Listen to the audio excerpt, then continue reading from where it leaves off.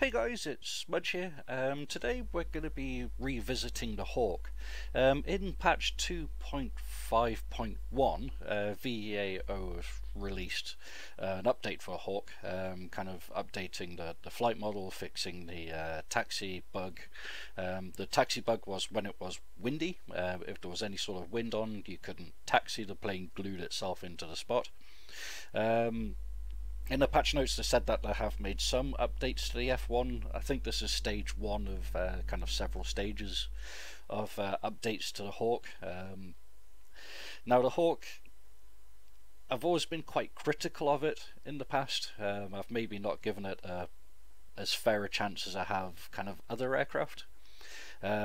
So I think, I'd like to revisit this today, have a look at the Hawk, kind of, maybe go through startup, takeoff, fly around, and just see kind of what the changes are like on the Hawk, and yeah, maybe kind of make a review at the end and see what it's like now that they've done some updates for it. So without further ado, what we'll do is that we'll go through a very quick startup, and then yeah, we'll taxi out and take off, and then we'll go from there. So the startup sequence, quite simple in the Hawk. It's quite easy to pick up. So the first thing you need to do is switch on a fuel cock, which is down here. Then we need to turn on the battery switches, track our wobble. So battery switches, the fuel pumps and the pitot, may as well turn it on as well. Put the start switch into on, ignition switch into on, which is just up here. And then we need to start the GTS, or gas turbine starter. Now you need to bind a button to this. I'm not sure if one's bind by default now, but I've got it kind of set on my Warthog, so you just press and hold it. And then you can hear the GTS start spooling up, which is good. When the GTS is spooled up, you'll get a green light on the board here. There we go, and then we just need to hit the start button. So back down here we've got the start button. We click this up into start, and then the engine should start, and then we move the throttle out of the idle indent. Okay, so we can hear the engine going there, a nice deep rumble. So we'll kick the throttle out of the idle indent, and then our RPM should start going up, which is just here.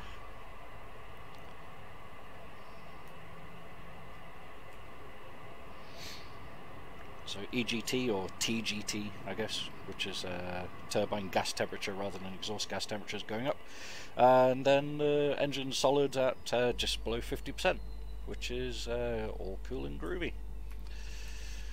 Alrighty, so the next thing to do is just a couple of things that need kind of switching on. So the first is to reset high 2, so there's a button here, we'll just press and hold it, and then you can see that the high 2 hydraulics gauge goes up, and then the high 2 light goes off, and then switching on the anti-skid, which is just here, and that's the board clear. Now the only thing that we need to do now is align the navigation source by moving this switch here into DG, and then we wait about 10 hours, well, it's about 3 minutes or so, for the nav systems to align. Now the first part is that these red tags go away, the artificial horizon will center, then this thing starts spinning around, and then once that thing stops spinning around, the navigation system's aligned, or the gyro's spooled up. But what we'll do, rather than sat here for 3 minutes just staring at the instrument panel, I'll just fast forward this until the instruments are aligned, and then we'll go ahead and taxi out.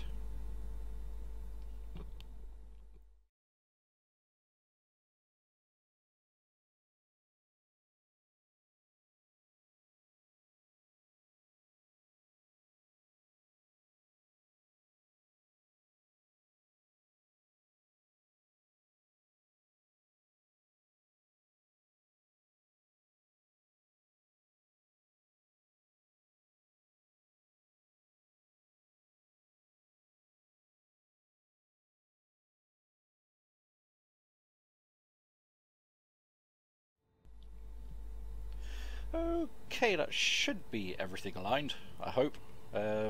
Just kind of do a quick push of the slave there just to finish off the alignment process. or push the sync, should I say, so that it lines up our heading properly. The gyro should be aligned. And we'll let go of that, and everything should be good there.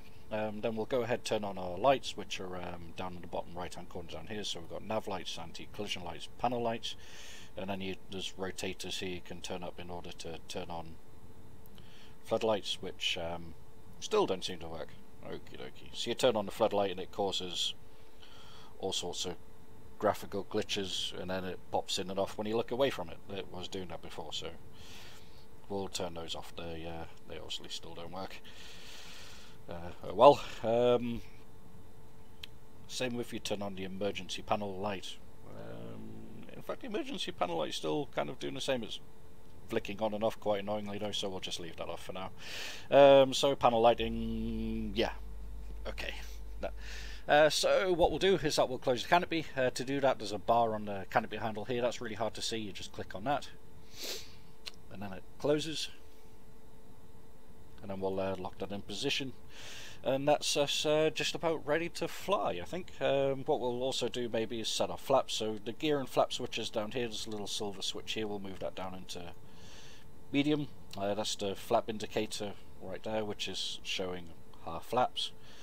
Everything else seems to be quite good. We're not going to bother with radios today. The radios work, I believe, but we'll leave those for now. So now we'll go ahead and taxi out. Now taxiing in the Hawk, it's all done with differential braking on the left and right brake. So you have to kind of get it rolling, and then brake in using the toe brakes in order to get the aircraft to actually turn. What I haven't actually done is switch off the handbrake, little red handle here. There we go, now I should start moving. Oops. Okie dokie, so here we go.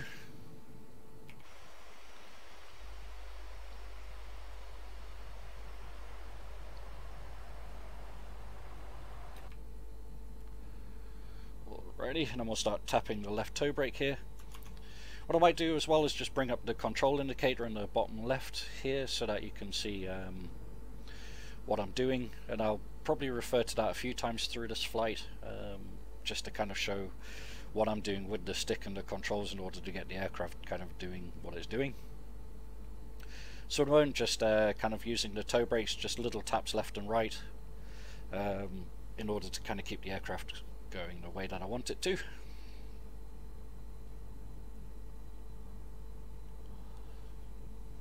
It really doesn't take a lot of power to get this thing going. I'm not sure if it's realistic.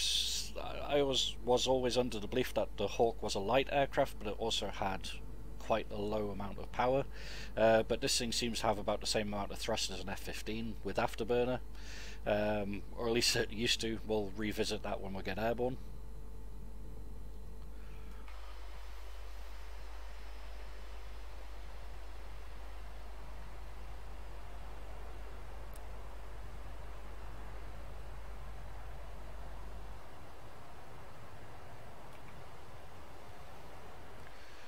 Drifting off the centerline here, we'll just kick in a little more brake.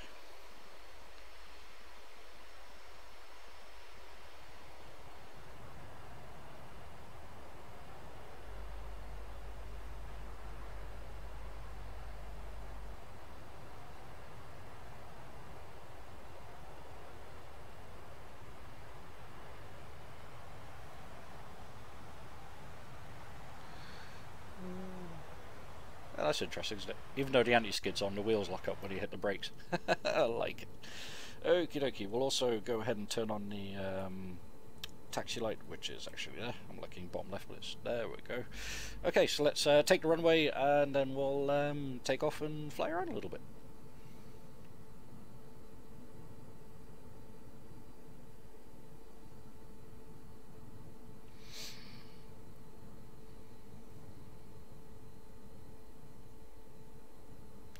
So we'll just go full power now, and then hope for the best.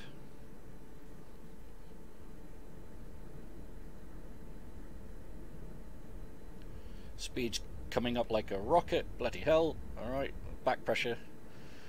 Airborne, we'll bring the gears up and the flaps up, up, up, not down, up.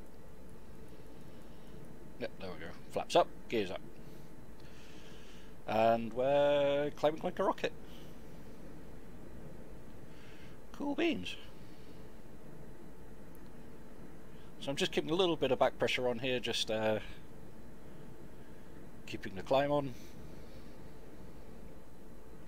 See how high we can keep climbing from takeoff at about 40, 45 degrees.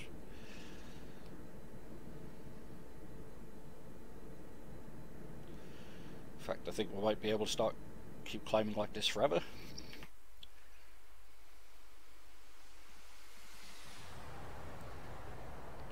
All the thrust in the world.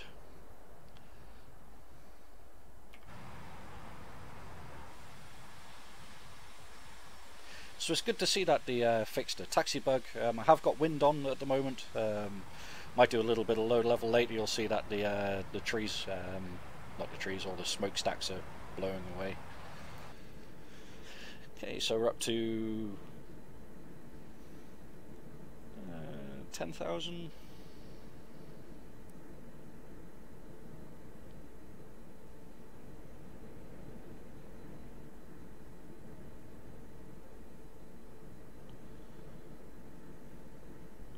We'll see if we can keep this rate of climb up to 20,000.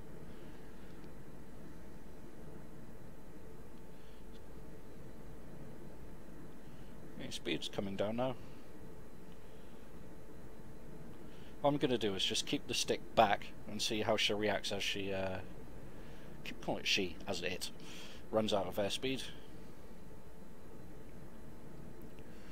Because you used to be able to keep the thing flying straight and level with the stick all the way back at nearly minimum speed, and it wouldn't do anything like depart, and it still seems to be doing that. So I'm about 20 degrees nose up, 110 knots with the stick all the way back, and she's pretty much steady as a rock.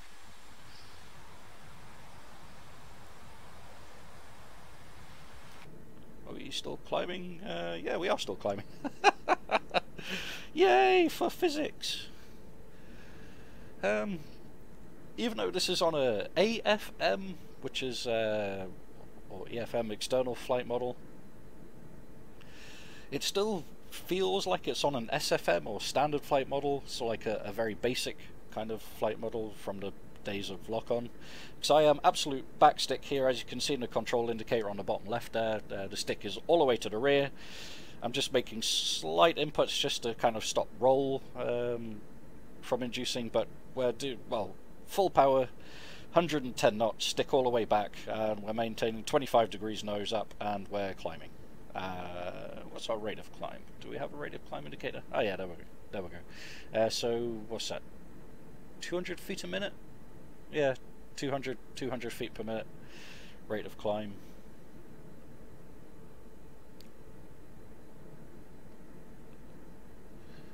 Yeah, I think we could probably do this all day long.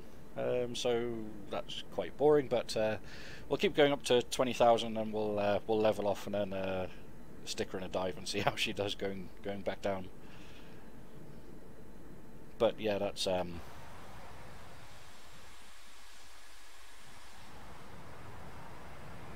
like I said, as much power as an F-15. Ah, that's close enough. Alrighty, so we'll just level off here. Really doesn't take anything. No sort of departure, no low speed kind of rolls or induced yaw. So we'll just turn around here. Oh, good. Bump stopping. I don't know if you guys can see that. I'm keeping the stick dead level. I'm not moving the stick at all. But it moves, stop, move, stop, move, stop, like bump stopping. Like it's moving, then it's kind of calculating thing, okay, and then it moves again. Yep, it was doing that before, so that hasn't changed, that's fine. Okay, let's see how fast we can go in a shallowish dive from, well, 17,000.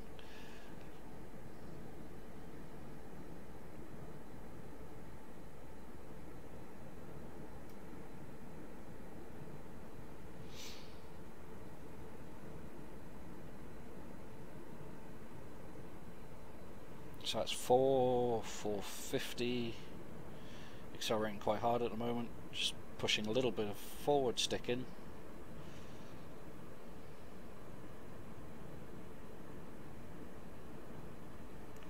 So that seems to be Mach 0.9 and the gauge has stopped. See how we're doing externally. So still going up there.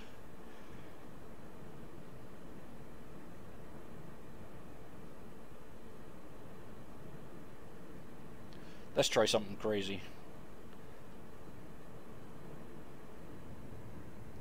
10G, pull up, and yeah, a 10G kind of loop the loop, because, you know, that really should have ripped the wings off, but, you know, okie dokie. Yep, so that was from Mach 0.9, yanking back on the stick into a 10G loop the loop. I think they made the Hawk out of stellinium. Awesome. Right, let's stick the nose up and then we'll see what it's like departing off the top of a 90-degree climb. So that's bang on 90 degrees there.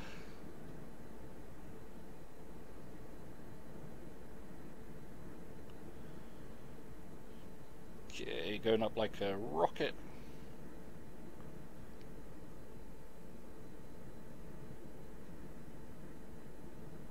So I'll just kind of keep the stick back and see what she does here. So that's coming up on 50 knots now.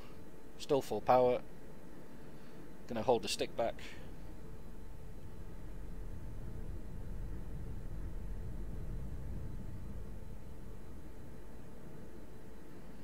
Okay, so just holding the stick back there, it accelerates up to 150 and then it starts climbing again.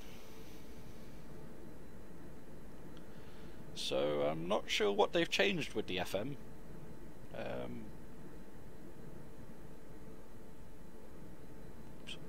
Losing reference in clouds, we'll just roll it level.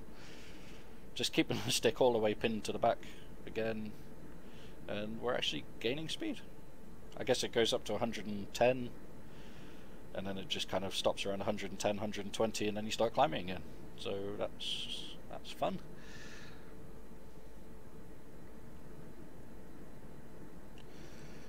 Just going to try something here. Just to show that bump stopping, I'm just going to kind of start a tight rolling dive.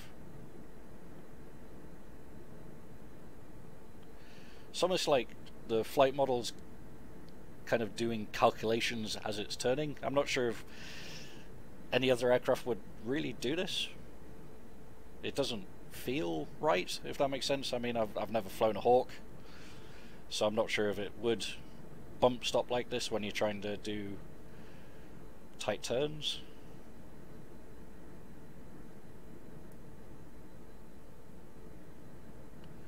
But it's definitely not smooth. You can even see the G indicator here is kind of, you know, wobbling up and down.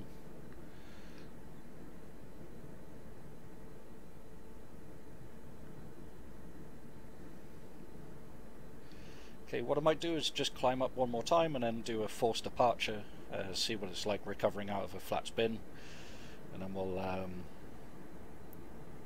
come in for a landing.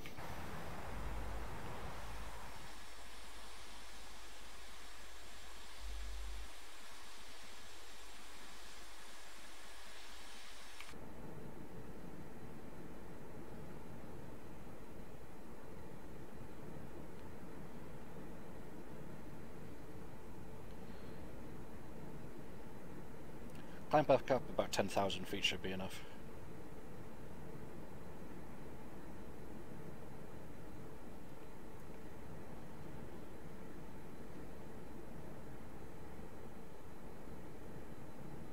In fact, we're maintaining about 350 knots on the climb here. We might be able to get up to 20,000 quite quick.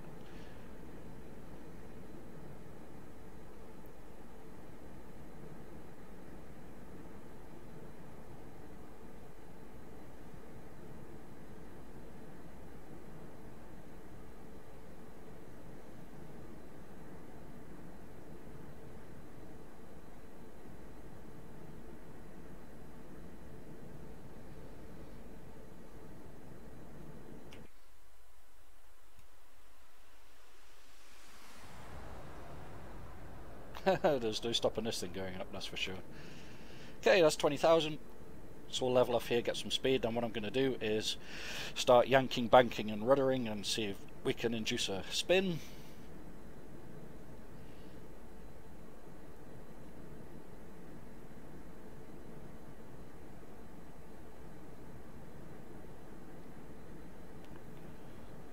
Okay, so here we go.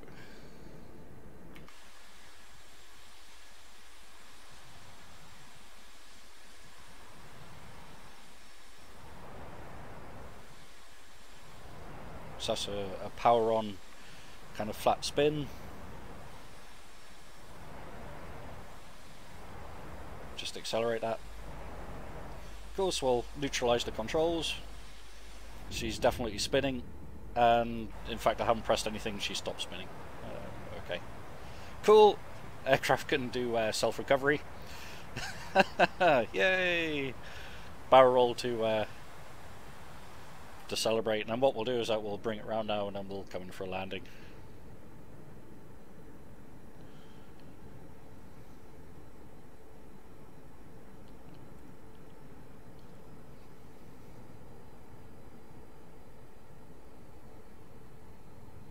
So I guess the question is, as we're kind of making our approach here, is it better?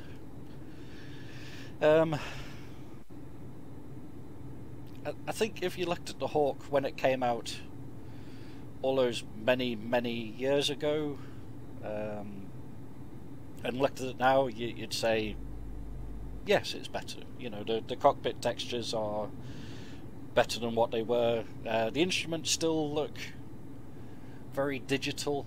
They don't really look like aircraft instruments, if that makes sense. You know, they're not glassed or anything like that. It's just, they look flat. Although maybe the real Hawk looks like that. You know, not sat in one in a very long time. So I'm just trying to slow it down here with the air brake, which doesn't seem to be working. Yeah, I think it is getting better. It's just the progress is very slow.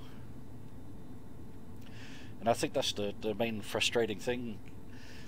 And I guess it's kind of hard to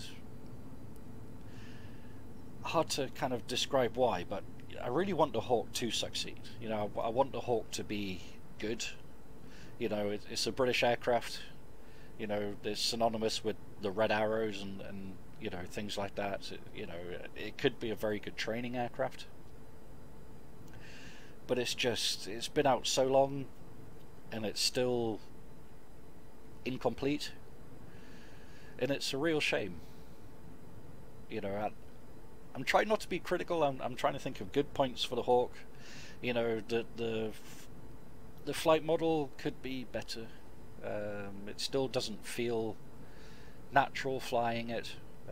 Things like the bump stopping when you're trying to turn, departures. It seems like the aircraft's maybe got too much thrust as well. The fact that you can climb quite rapidly. You know, I know it's a very light aircraft. Maybe, you know, its climbing performance is that good. You know, I'm sure you guys can make your own assessments on that. Low speed flight on this thing as well in the past was very dodgy. It was a case of, you know, when you get below a certain point, none of the controls work, then you just kind of fall out the sky, but not predictably, it just kind of come on and then stonewall you. What I'll do now is actually put the flaps down and the gear down.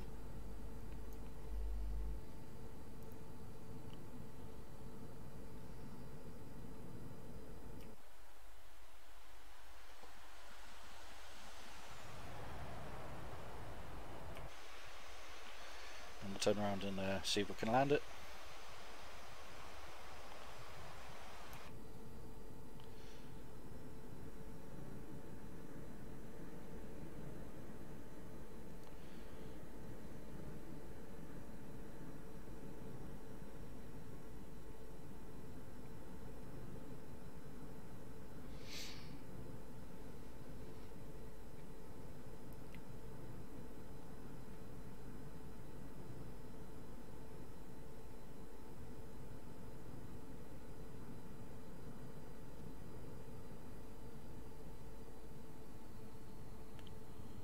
coming in now. We'll slow it down to about 120. I don't really want to go below that because that's when it starts all going a bit wrong with the flight model.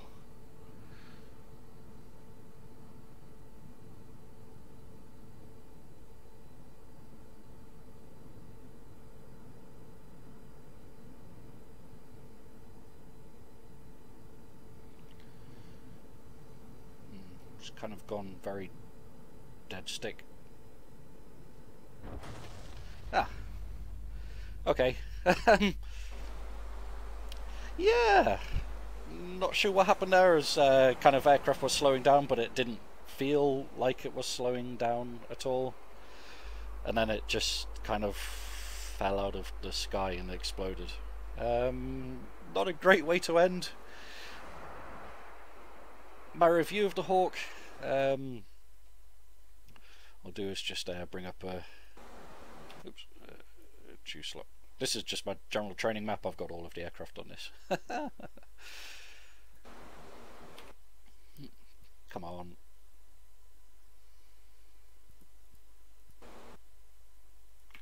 Yeah, so the Hawk. Overall impressions. It's hard to be nice about the Hawk. I really want to be. You know, the external model is nice, the textures are getting better. It's just still... it doesn't feel right to fly.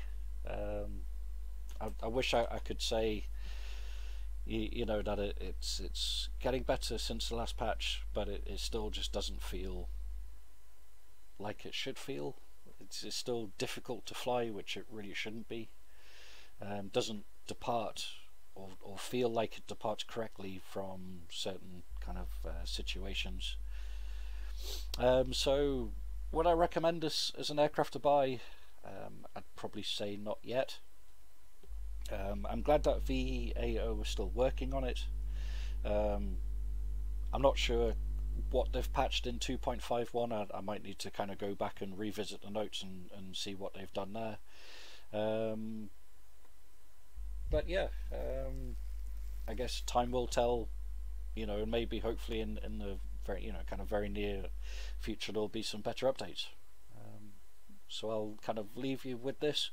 You know, you can surmise your own thoughts from this. If you're in the Hawk, you know, kind of feel free to put your own kind of thoughts and comments on this. You know, the guys at Veao, P-Man, you know, Chris Ellis, they are really nice people. You know, I've met them before. You know, they are great guys, and I'd love to be able to kind of support this and say, you know, that the Hawk is great and it's getting better, but I have to be honest, you know, and I'm not going to sugarcoat it. At the moment, the Hawk's still a bit of a mess, but I am confident that in the future it will get better. I think it needs, you know, that extra work. So I'll leave it with that, and I'll say thank you very much, guys, and I'll see you next time. Bye for now.